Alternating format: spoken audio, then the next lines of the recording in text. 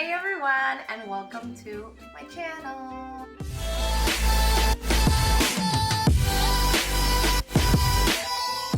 So today we are going to be making Mexican Poblano Enchiladas, and I'm going to show you my own little spin and twist on it. So we are going to be making pico de gallo first.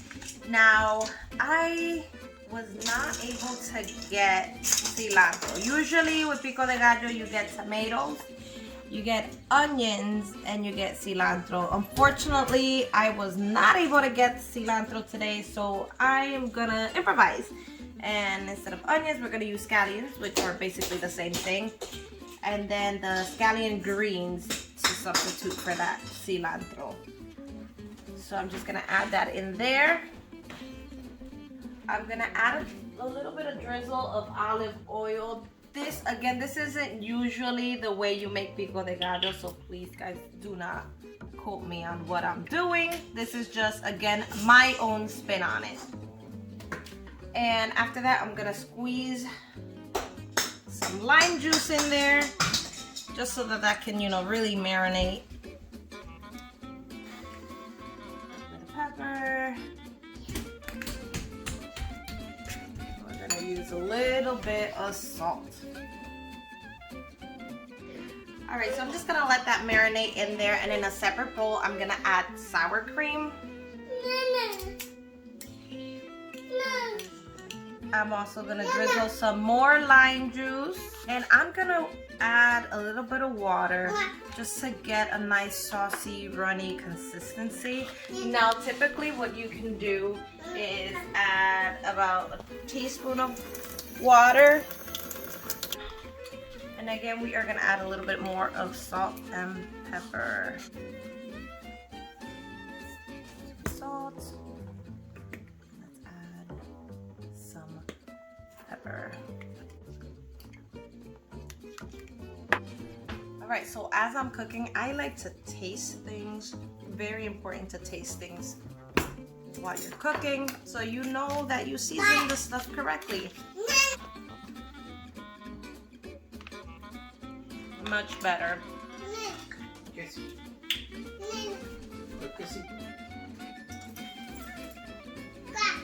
Okay, so right now we are also going to be heating up a second pan, just because my dad cannot have red meat, so I'm going to be making him a separate enchilada of chicken sausage instead of the beef.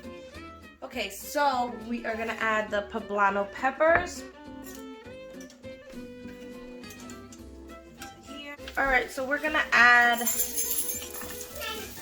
poblano peppers in here. Now this is very spicy, so careful when you're working with poblano peppers that I try not to use my hands, because if I accidentally touch my eye, I'm screwed. Now while that cooks, I'm going to give it about 2 to 4 minutes to kind of just soften up. And then I will add the rest. Alright, so now it's time to add the beef. Add this beef in there. Nice red meat.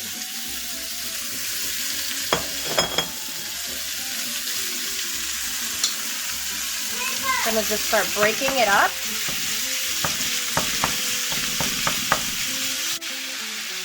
This is Tex-Mex paste.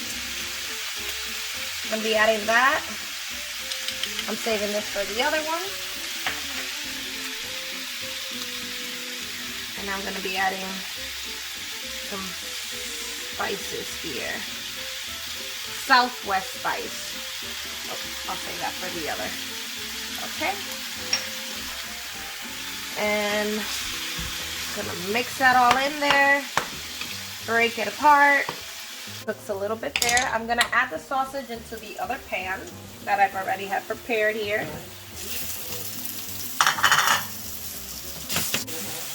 Add the rest of that paste.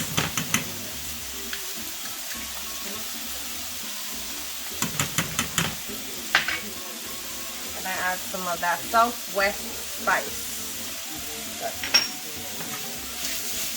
mix that all in there.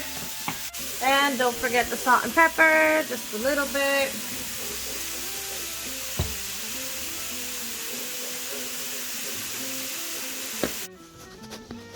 Alright, now that the meat is done, I am going to do the fun part, which is filling in the enchiladas. So you want to fill it about halfway, just so that it won't spill out when you roll them. I'm pretty generous with the meat. Alright, so you are gonna roll them like a little burrito and put it at the edge of the pan. Okay, so as you can see, I finished rolling them up. The ones with the toothpicks are the ones with the chicken sausage. Alright, so now we're gonna do the sauce. So I'm gonna use some tomato paste. Woo! Splashed a little bit. Some of the Tex-Mex paste that I have left, and then I'm gonna have some Southwest spice. I'm just gonna mix it all in there. Alright, now that I've mixed it all in there and made that nice thick sauce, I am going to pour that over all the enchiladas. That. Some people like them more saucy. I don't like it too saucy, just because it just becomes very like mushy and watery. So this to me is like the perfect amount of sauce. I'm gonna sprinkle this on top. And I prepped the oven to 475 degrees. So by now that should be ready. And I'm gonna put this in the top rack of the oven and let it bake, I would say for about 5 minutes, until the sauce is bubbly and the cheese fully melted. Alright, so by now it should be all set, ready to come out of the oven. Wow, look at that. That looks beautiful. And it's the best part, because now we can add the pico de gallo. Now I personally don't really like sour cream. I know a lot of people do. I don't. So I will let whoever does like sour cream, I will let them pour the sour cream on their portion. But since we all like pico de gallo, that's why I'm putting them all on it. Alright. And that was Cooking with Jalixa. I hope you guys enjoy, and don't forget to subscribe. Bye bye now.